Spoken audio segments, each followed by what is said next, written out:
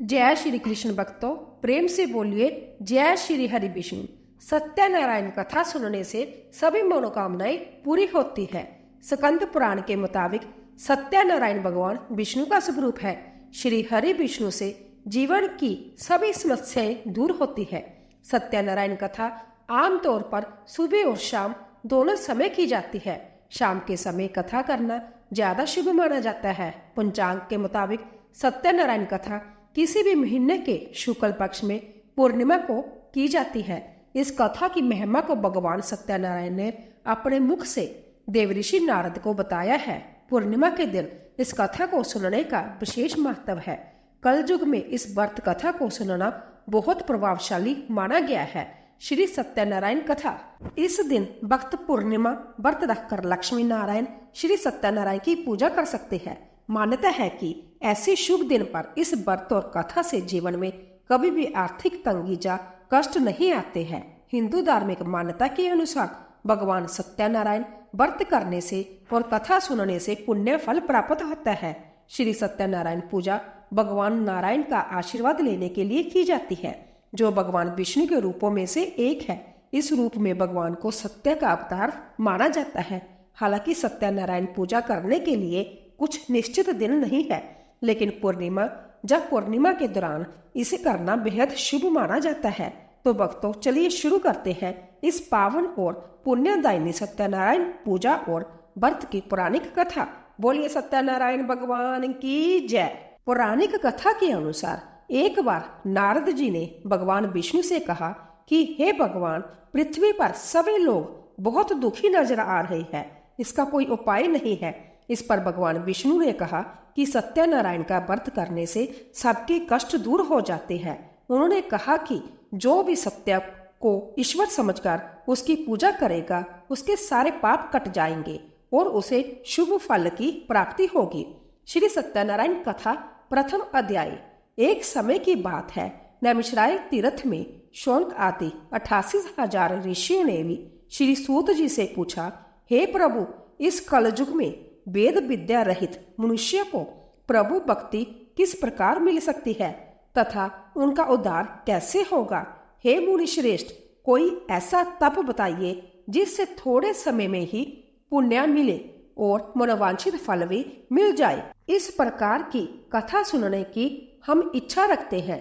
सर्वशास्त्रों के ज्ञाता सूत जी बोले, हे वैष्णवों में पूज्य, आप सभी ने प्राणियों के हित की बात पूछी है, इसीलिए मैं एक ऐसे श्रेष्ठ व्रत को आप लोगों को बताऊंगा जिसे नारद जी ने लक्ष्मी नारायण जी से पूछा था और लक्ष्मीपति ने मुनि श्रेष्ठ नारद जी से कहा था।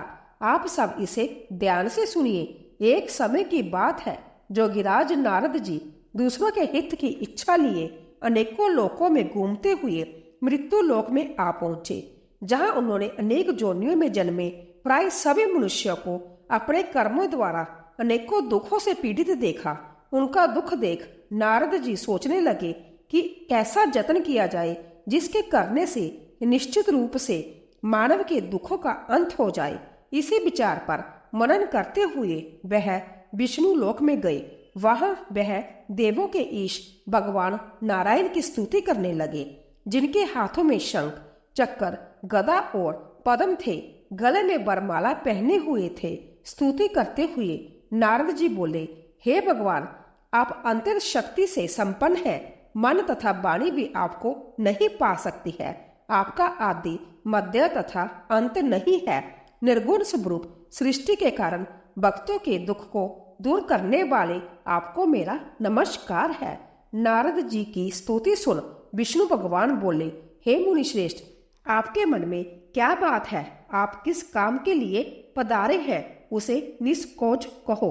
इस पर नारद मुनि बोले कि मृत्यु लोक में अनेक योनियों में जन्मे मनुष्य अपने कर्मों के द्वारा अनेकों दुख से दुखी हो रहे हैं। हे नाथ, आप मुझ पर दया रखते हैं तो बताइए कि वो मनुष्य थोड़े प्रायश्चित से ही अपने दुखों से कैसे छुटकारा पा सकते हैं। श्री हरि बोले, हे नारद, मनुष्य की भलाई के लिए तुमने बहुत अच्छी बात पूछी है, जिसके करने से मनुष्य मोह से छूट जाता है। वह बात मैं कहता हूँ, उसे सुनो। स्वर्ग लोक में मृत्युलोक दोनों में एक दुर्लभ उत्तम व्रत है जो पुण्य देने वाला है। आज प्रेम वश होकर मैं उसे तुमसे कहता हूँ। श्री सत्यनारायण भगवान का यह व्रत अच्छी तरह विधान पूर्वक करके मनुष्य तुरंत ही जहाँ सुख भोग कर मरने पर मोक्ष पाता है। श्री हरि के वचन सुन नारद जी बोले कि उस व्रत का फल क्या है और उसका विधान क्या है। यह व्रत किसने किया था, इस व्रत को किस दिन करना चाहिए, सभी कुछ विस्तार से बताइए। नारद की बात सुनकर श्री हरि बोले, दुख व शोक को दूर करने वाला यह व्रत सभी स्थानों पर विजय दिलाने वाला है। मानव को भक्ति व श्रद्धा के साथ शाम को श्री सत्यनारायण की पूजा धर्मपरायण होकर ब्राह्मण व बंधु के साथ करनी चाहिए। भक्ति भाव से ही नवेद, केले का फल, घी, दूध और गेहूं का आटा सवाया ले गेहूं के स्थान पर साठी का आटा, शक्कर तथा गुड़ लेकर वह सभी भक्षण योग्य पदार्थों को मिलाकर भगवान का भोग लगाइए। ब्राह्मणों सहित बंधु बांधवों को भी भोजन कराएं। उसके बाद संभव भोजन करें। भजन कीर्तन के साथ भगवान की भक्ति में लीन हो जाए। इस तरह से सत्यनारायण भगवान का यह व्रत करने पर मनुष्य की सारी इच्छाएं निश्चित रूप से पूरी होती है। इस कलिकाल अर्थात कलयुग में मृत्यु लोक में मोक्ष का यही एक सरल उपाय बताया गया है। इति श्री सत्यनारायण व्रत कथा का प्रथम अध्याय संपूर्ण। श्रीमन नारायण नारायण नारायण बजमन नारायण नारायण नारायण। श्री सत्यनारायण भगवान की जय। श्री सत्यनारायण कथा द्वितीय अध्याय। सूत जी बोले, हे ऋषियों, जिसने पहले समय में इस व्रत को किया था उसका इतिहास कहता हूँ, ध्यान से सुनो। सुंदर काशीपुरी नगरी में एक अत्यंत निर्धन ब्राह्मण रहता था। भूख प्यास से परेशान वह धरती पर घूमता रहता था। ब्राह्मणों से प्रेम करने वाले भगवान ने एक दिन ब्राह्मण का वेश धारण कर उसके पास जाकर पूछा, हे विप्र, नित्य दुखी होकर तुम पृथ्वी पर क्यों घूमते हो? दीन ब्राह्मण बोला, मैं निर्धन ब्राह्मण हूँ, भिक्षा के लिए धरती पर घूमता हूँ। हे भगवान, यदि आप इसका कोई उपाय जानते हो तो बताइए। वृद्ध ब्राह्मण कहता है कि सत्यनारायण भगवान मनोवांछित फल देने वाले हैं, इसीलिए तुम उनका पूजन करो। इसे करने से मनुष्य सभी दुखों से मुक्त हो जाता है। वृद्ध ब्राह्मण बनकर आए सत्यनारायण भगवान उस निर्धन ब्राह्मण को व्रत का सारा विधान बताकर अंतर्धान हो गए। ब्राह्मण मन ही मन सोचने लगा कि जिस व्रत को वृद्ध ब्राह्मण करने को कह गया है मैं उसे जरूर करूंगा। यह निश्चय करने के बाद उसे रात में नींद नहीं आई। वह सवेरे उठकर सत्यनारायण भगवान के व्रत का निश्चय कर भिक्षा के लिए चला गया। उस दिन निर्धन ब्राह्मण को भिक्षा में बहुत धन मिला, जिससे उसने बंधु बांधवों के साथ मिलकर श्री सत्यनारायण भगवान का व्रत संपन्न किया। भगवान सत्यनारायण का व्रत संपन्न करने के बाद वह निर्धन ब्राह्मण सभी दुखों से छूट गया और अनेक प्रकार की संपत्तियों से युक्त हो गया। उसी समय से यह ब्राह्मण हर माह इस व्रत को करने लगा। इस तरह से सत्यनारायण भगवान के व्रत को जो मनुष्य करेगा वह सभी प्रकार के पापों से छूटकर मोक्ष को प्राप्त होगा। जो मनुष्य इस व्रत को करेगा वह भी सभी दुखों से मुक्त हो जाएगा। सूत जी बोले कि इस तरह से नारद जी से नारायण जी का कहा हुआ श्री सत्यनारायण व्रत को मैंने तुमसे कहा। हे विप्रो, मैं अब और क्या कहूँ? ऋषि बोले, हे मुनिवर, संसार में उस विप्र से सुनकर और किस किस ने इस व्रत को किया, हम सब इस बात को सुनना चाहते हैं। इसके लिए हमारे मन में श्रद्धा का भाव है। सूत जी बोले, हे मुनियों, जिस जिसने इस व्रत को किया है वह सब सुनो। एक समय वही विप्र धन व ऐश्वर्य के अनुसार अपने बंधु बांधवों के साथ इस व्रत को करने को तैयार हुआ। उसी समय एक लकड़ी बेचने वाला बूढ़ा आदमी आया और लकड़ियां बाहर रखकर अंदर ब्राह्मण के घर में गया। प्यास से दुखी वह लकड़हारा उनको व्रत करते देख विप्र को नमस्कार कर पूछने लगा कि आप ये क्या कर रहे हैं तथा इसे करने से क्या फल मिलेगा, कृपया मुझे भी बताइए। ब्राह्मण ने कहा कि सब मनोकामनाओं को पूरा करने वाला यह सत्यनारायण भगवान का व्रत है। इनकी कृपा से ही मेरे घर में धन धान्य आदि की वृद्धि हुई है।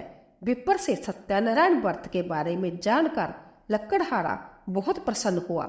चरनामत लेकर वह प्रसाद खाने के बाद वह अपने घर गया।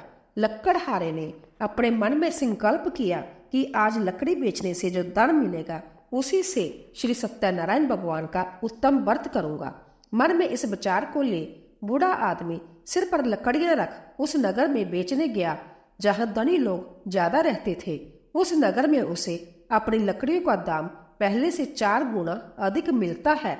बूढ़ा प्रसन्नता के साथ दाम लेकर केले, शक्कर, घी, दूध, दही और गेहूं का आटा ले और सत्यनारायण भगवान के व्रत की अन्य सामग्रियां लेकर अपने घर गया। वहां उसने अपने बंधु बांधवों को बुलाकर विधि विधान से सत्यनारायण भगवान का पूजन और व्रत किया। इस व्रत के प्रभाव से वह बूढ़ा लकड़हारा धन, पुत्र आदि से युक्त होकर संसार के समस्त सुख भोग अंत काल में बैकुंठ धाम चला गया। इति श्री सत्यनारायण व्रत कथा का 2य अध्याय संपूर्ण। श्रीमन नारायण नारायण नारायण भजवन नारायण नारायण नारायण। श्री सत्यनारायण भगवान की जय। श्री सत्यनारायण कथा 3 अध्याय। सूत जी बोले, हे श्रेष्ठ मुनियों, अब आगे की कथा कहता हूँ। पहले समय में उल्का मुख नाम का एक बुद्धिमान राजा था। वह सत्य वक्ता और जितेंद्रिय था। प्रतिदिन देव स्थानों पर जाता और निर्धनों को धन देकर उनके कष्ट दूर करता था। उसकी पत्नी कमल के समान मुख वाली तथा सती साध्वी थी। भद्रशिला नदी के तट पर उन दोनों ने श्री सत्यनारायण भगवान का व्रत किया। उसी समय साधु नाम का एक वेश्या आया। उसके पास व्यापार करने के लिए बहुत सा धन भी था। राजा को व्रत करते देखकर वह विनय के साथ पूछने लगा, हे राजन, भक्ति भाव से पूर्ण होकर आप यह क्या कर रहे हैं? मैं सुनने की इच्छा रखता हूँ, तो आप मुझे बताइए। राजा बोला, हे साधु, अपने बंधु बांधवों के साथ पुत्रादि की प्राप्ति के लिए एक महाशक्तिमान श्री सत्यनारायण भगवान का व्रत व पूजन कर रहा हूँ। राजा के वचन सुन साधु आदर से बोला, हे राजन, मुझे इस व्रत का सारा विधान कहिए। आपकी कथा अनुसार मैं भी इस व्रत को करूंगा। मेरी भी संतान नहीं है और इस व्रत को करने से निश्चित रूप से मुझे संतान की प्राप्ति होगी। राजा से व्रत का सारा विधान सुन व्यापार से निवृत्त हो वह अपने घर गया। साधु वेश्या ने अपनी पत्नी को संतान देने वाले इस व्रत का वर्णन कह सुनाया और कहा कि जब मेरी संतान होगी तब मैं इस व्रत को करूंगा। साधु ने इस तरह के वचन अपनी पत्नी लीलावती से कहे। एक दिन लीलावती पति के साथ आनंदित हो संसारिक धर्म में प्रवृत्त होकर सत्यनारायण भगवान की कृपा से गर्भवती हो गई। 10वें महीने में उसके गर्भ से एक सुंदर कन्या ने जन्म लिया। दिन दिन वह ऐसे बढ़ने लगी जैसे कि शुक्ल पक्ष का चंद्रमा बढ़ता है। माता पिता ने अपनी कन्या का नाम कलावती रखा। एक दिन लीलावती ने मीठे शब्दों में अपने पति को याद दिलाया कि आपने सत्यनारायण भगवान के जिस व्रत को करने का संकल्प किया था उसे करने का समय आ गया है। आप इस व्रत को करिए। साधु बोला कि हे प्रिय, इस व्रत को मैं उसके विवाह पर करूंगा। इस प्रकार अपनी पत्नी को आश्वासन देकर वह नगर को चला गया। कलावती पिता के घर में रह वृद्धि को प्राप्त हो गई। साधु ने एक बार नगर में अपनी कन्या को सखियों के साथ देखा तो तुरंत ही दूत को बुलाया और कहा कि मेरी कन्या के योग्य वर देखकर आओ। साधु की बात सुनकर दूत कंचन नगर में पहुंचा और वहां देखभाल कर लड़की के सुयोग्य वानिक पुत्र को ले आया। सुयोग्य लड़के को देख साधु ने बंधु बांधवों को बुलाकर अपनी पुत्री का विवाह कर दिया। लेकिन दुर्भाग्य की बात यह कि साधु ने अभी भी श्री सत्यनारायण भगवान का व्रत नहीं किया। इस पर श्री भगवान क्रोधित हो गए और श्राप दिया कि साधु को अत्यधिक दुख मिले। अपने कार्य में कुशल साधु बनिया जमाई को लेकर समुद्र के पास स्थित होकर रत्नासारपुर नगर में गया। वहां जाकर दामाद ससुर दोनों मिलकर चंद्रकेतु राजा के नगर में व्यापार करने लगे। एक दिन भगवान सत्यनारायण की माया से एक चोर राजा का धन चुराकर भाग रहा था। उसने राजा के सिपाहियों को अपना पीछा करते देख चुराया हुआ धन वहां रख दिया जहां साधु अपने जमाई के साथ ठहरा हुआ था। राजा के सिपाहियों ने साधु वेश्या के पास राजा का धन पड़ा देखा तो वह ससुर जमाई दोनों को बांधकर प्रसन्नता से राजा के पास ले गए और कहा कि उन दोनों चोरों को हम पकड़ लाए हैं। आप आगे की कार्यवाही की आज्ञा दें। राजा की आज्ञा से उन दोनों को कठिन कारावास में डाल दिया गया और उनका सारा धन भी उनसे छीन लिया गया। श्री सत्यनारायण भगवान से श्राप से साधु की पत्नी भी बहुत दुखी हुई। घर में जो धन रखा था उसे चोर चुरा ले गए। शारीरिक तथा मानसिक पीड़ा व भूख प्यास से अति दुखी हो अन्न की चिंता में कलावती ब्राह्मण के घर गई। वहां उसने श्री सत्यनारायण भगवान का व्रत होते देखा। फिर कथा भी सुनी। वह प्रसाद ग्रहण कर रात को घर वापिस आई। माता ने कलावती से पूछा कि हे पुत्री, अब तक तुम कहाँ थी? तेरे मन में क्या है?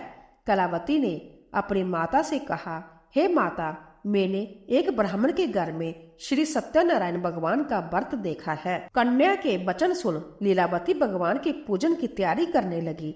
लीलावती ने परिवार व बंधुओं सहित सत्यनारायण भगवान का पूजन किया और उनसे वर मांगा कि मेरे पति तथा जमाई शीघ्र घर आ जाए। साथ ही यह भी प्रार्थना की कि हम सब का अपराध क्षमा करे। श्री सत्यनारायण भगवान इस व्रत से संतुष्ट हो गए और राजा चंद्रकेतु को सपने में दर्शन दे कहा कि हे राजन, तुम उन दोनों वेश्यों को छोड़ दो और तुमने उनका जो धन लिया है उसे वापस कर दो। अगर ऐसा नहीं किया तो मैं तुम्हारा धन, राज्य व संतान सभी को नष्ट कर दूंगा। राजा को यह सब कहकर वह अंतर्धान हो गए। प्रांतःकाल सभा में राजा ने अपना सपना सुनाया। फिर बोले कि वणिक पुत्रों को कैद से मुक्त कर सभा में लाओ। दोनों ने आते ही राजा को प्रणाम किया। राजा मीठी वाणी में बोला, हे महानुभावों, भाग्यवश ऐसा कठिन दुख तुम्हें प्राप्त हुआ है, लेकिन अब तुम्हें कोई भय नहीं है। ऐसा कह राजा ने उन दोनों को नए वस्त्र आभूषण भी पहनाए और जितना धन उनका लिया था उससे दुगना धन वापस कर दिया। दोनों वेश्या अपने घर को चल दिए। इति श्री सत्यनारायण व्रत कथा का तृतीय अध्याय संपूर्ण। श्रीमन नारायण नारायण नारायण, बचमन नारायण नारायण नारायण। श्री सत्यनारायण भगवान की जय। श्री सत्यनारायण कथा चतुर्थ अध्याय। सूत जी बोले, वेश्या ने मंगलाचार कर अपनी यात्रा आरंभ की और अपने नगर की ओर चल दिए। उनके थोड़ी दूर जाने पर एक दंडी वेशधारी श्री सत्यनारायण ने उनसे पूछा, हे साधु, तेरी नाभ में क्या है? अभिमानी वणिक हंसता हुआ बोला, हे दंडी, आप क्यों पूछते हो? क्या धन लेने की इच्छा है? मेरी नाभ में तो बेल व पत्ते भरे हुए हैं। वेश्या के कठोर वचन सुन भगवान बोले, तुम्हारा वचन सत्य हो। दंडी ऐसे वचन कह वहां से दूर चले गए। कुछ दूर जाकर समुद्र के किनारे बैठ गई।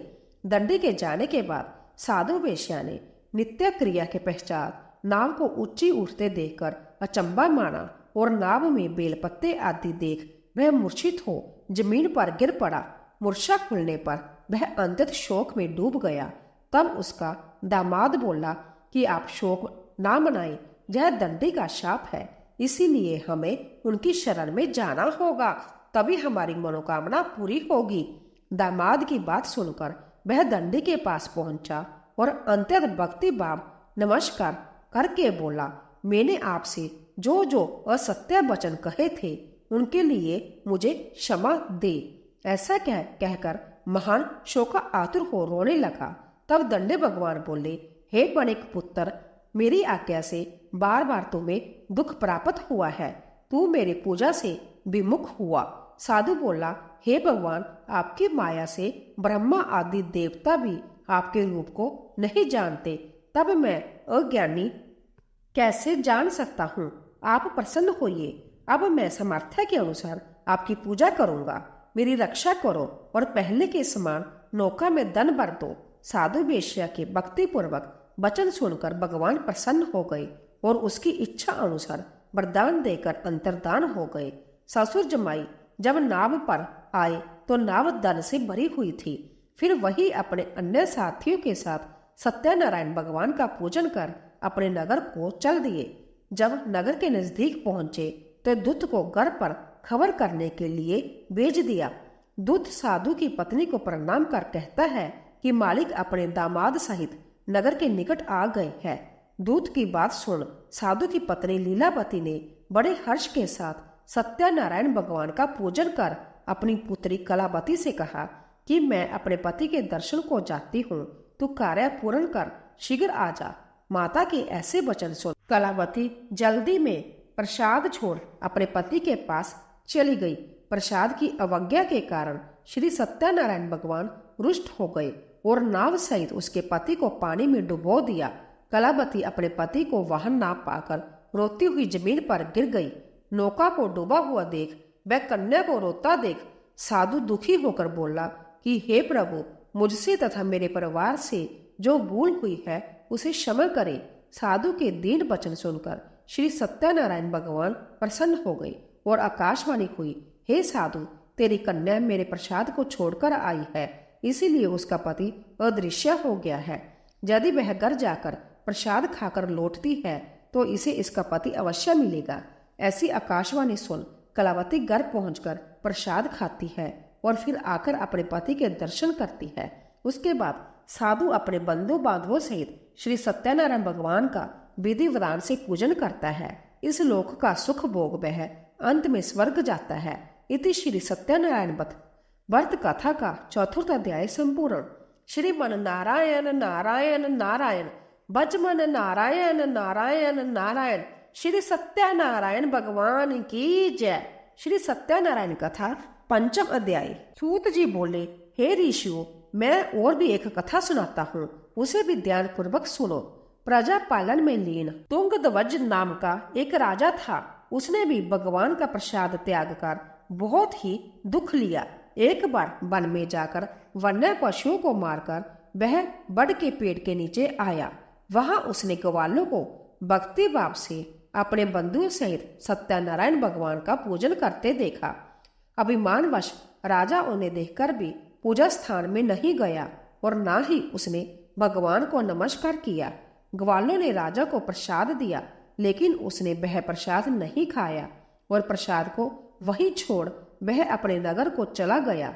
जब वह नगर में पहुंचा तो वहां सब कुछ तहस नहस हुआ पाया, तो वह शीघ्र ही समझ गया कि यह सब भगवान ने ही किया है। वह दोबारा ग्वालों के पास पहुंचा और विधि पूर्वक पूजा करके प्रसाद खाया तो श्री सत्यनारायण भगवान की कृपा से सब कुछ पहले जैसा हो गया। दीर्घ काल तक सुख भोगने के बाद मरण उपरांत उसे स्वर्गलोक की प्राप्ति हुई। जो मनुष्य परम दुर्लभ इस व्रत को करेगा तो भगवान सत्यनारायण की अनुकंपा से उसे धन धान्य की प्राप्ति होगी। निर्धन धनी हो जाता है और व्यमुक्त हो जीवन जीता है। संतानहीन मनुष्य को संतान सुख मिलता है और सारे मनोरथ पूर्ण होने पर मानव अंतकाल में बैकुंठ धाम को जाता है। सूत जी बोले, जिन्होंने पहले इस व्रत को किया है, अब उनके दूसरे जन्म की कथा कहता हूँ। वृद्ध शता आनंद ब्राह्मण ने सुदामा का जन्म लेकर मोक्ष की प्राप्ति की। लक्कड़हारे ने अगले जन्म में निषाद बनकर मोक्ष प्राप्त किया। उल्का मुख नाम का राजा दशरथ होकर बैकुंठ को गए। महाराज तुंगध्वज ने स्वयं मनु होकर भगवान में भक्ति युक्त हो कर्म कर मोक्ष पाया। इति श्री सत्यनारायण व्रत कथा का पंचम अध्याय संपूर्ण। श्रीमन नारायण नारायण नारायण बजमन नारायण नारायण नारायण। श्री सत्यनारायण भगवान की जय। सत्यनारायण पूजा और व्रत का महत्व। वैदिक ज्योतिष के अनुसार सत्यनारायण व्रत रखने से भगवान विष्णु से स्वास्थ्य, समृद्धि, धन और वैभव की प्राप्ति होती है। साथ ही यह भी माना जाता है कि इस दिन व्रत करने और पूरी श्रद्धा और विश्वास के साथ सत्यनारायण कथा का पाठ करने से सभी संकट दूर हो जाते हैं। सत्यनारायण व्रत की पूजा विधि। शास्त्र के अनुसार इस व्रत को करने से शुभ फल की प्राप्ति होती है, ऐसा माना जाता है। पूजा सुबह के साथ साथ शाम को भी की जा सकती है और शाम को सत्यनारायण पूजा करना अधिक उपयुक्त माना जाता है। इस दिन सुबह जल्दी उठकर जल में गंगा जल मिलाकर स्नान करना चाहिए। इसके बाद सत्यनारायण की मूर्ति को स्थापित करें और उसके चारों ओर केले के पत्ते बांध दे। पंचनामत, दूध, शहद, घी, मक्खन, दही और चीनी का मिश्रण का उपयोग देवता को साफ करने के लिए किया जाता है। आमतौर पर शालिग्राम, जो महाविष्णु का दिव्य पत्थर है, चौकी पर जल से बड़ा कलश रखे और देसी घी का दीपक जलाइए। अब सत्यनारायण की पूजा और कथा करें। भुने हुए आटे में शक्कर मिलाकर भगवान को अर्पित करें। प्रसाद में तुलसी जरूर डालें। पूजा के बाद प्रसाद बांटें। पूजा एक आरती के साथ समाप्त होती है, जिसमें भगवान की छवि या देवता के चारों ओर कपूर से जलाई गई एक छोटी सी आग की परिक्रमा होती है। आरती के बाद व्रतियों को पंचामृत और प्रसाद ग्रहण करना होता है। व्रती पंचामृत से व्रत तोड़ने के बाद प्रसाद ग्रहण कर सकते हैं। प्रेम से बोलिए जय श्री हरि विष्णु। ऐसे ही और भी रोचक और आध्यात्मिक वीडियो के लिए चैनल को सब्सक्राइब कर लें। दोस्तों, आपको यह कथा कैसी लगी कृपया कमेंट करके जरूर बताइए। वीडियो पसंद आया हो तो लाइक करें और अपने दोस्तों के साथ शेयर करें। कमेंट बॉक्स में जय श्री कृष्ण लिखना ना भूलें। फिर मिलते हैं एक और दिलचस्प वीडियो के साथ। धन्यवाद। जय श्री कृष्ण।